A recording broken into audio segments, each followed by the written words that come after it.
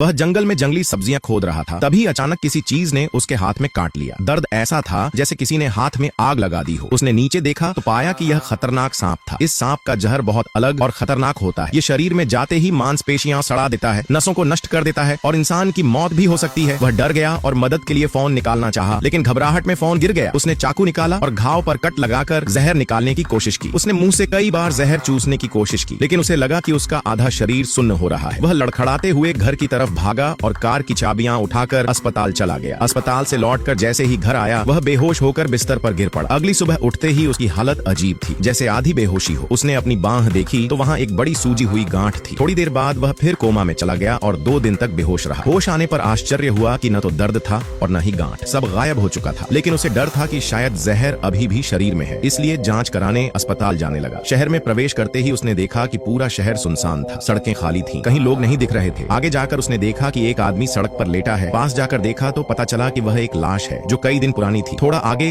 उसने एक बड़े चौक पर लाल बोर्ड देखा जिस पर लिखा था वैश्विक महामारी, शहर का कामकाज बंद, सभी लोग आश्रय लें। यह देखकर वह घबरा गया और तुरंत अपने माता पिता की याद आई। वह तेजी से गाड़ी चलाकर घर पहुंचा, लेकिन घर के अंदर घुसते ही सड़न जैसी बदबू आई। उसने बेडरूम में जाकर देखा कि उसके पिता बिस्तर पर मरे पड़े हैं। बाथरूम में उसकी माँ भी मृत पड़ी थी। खाने की मेज पर रखे फूल मुरझा चुके थे और फल काले पड़ गए थे, यानी उन्हें मरे हुए 1 हफ्ते से ज्यादा हो चुका था। वह बहुत देर तक रोता रहा, फिर हिम्मत जुटाकर आंगन में गड्ढा खोदा और अपने माता पिता को वहीं दफना दिया। अंतिम संस्कार के बाद वह चर्च गया, लेकिन वहाँ की हर सीट पर लाशें पड़ी थी। उसने अलग अलग जगह जाकर किसी जिंदा इंसान को ढूंढा, पर सब बेकार रहा। फिर उसने एक मॉल से शॉपिंग कार्ट लिया, जिसमें एक बंदूक, कुछ गोलियां, एक पिस्तौल और एक चाकू रख लिया ताकि आत्मरक्षा कर सके। इसके बाद वह कार से दूसरे शहर की तरफ चला गया। रास्ते में कई जगह सीमेंट और लोहे की चादरों से बंद थी। बहुत खोजने के बाद उसे एक रास्ता मिला और उसने तेज रफ्तार 130 मील प्रति घंटे से गाड़ी चलाना शुरू कर दिया। उसने सोचा अगर रास्ते में कोई रुकावट आई तो वह यहीं गाड़ी टॉप देगा, लेकिन किस्मत से रास्ता साफ था। वह शहर से निकलकर लास वेगास पहुंचा। यहाँ रोशनी तो जल रही थी और सब कुछ व्यवस्थित दिख रहा था, लेकिन माहौल डरावना और बेहद शांत था। सड़कें खाली थीं, कोई पैदल यात्री नहीं था। वह एक होटल में गया। लिफ्ट काम कर रही थी, लेकिन अंदर कोई नहीं था। ऊपर जाकर वह एक गेम रूम पहुंचा। वहाँ सारी मशीनें चालू थीं और खेलों की आवाज भी गूंज रही थी, लेकिन इंसान कोई नहीं था।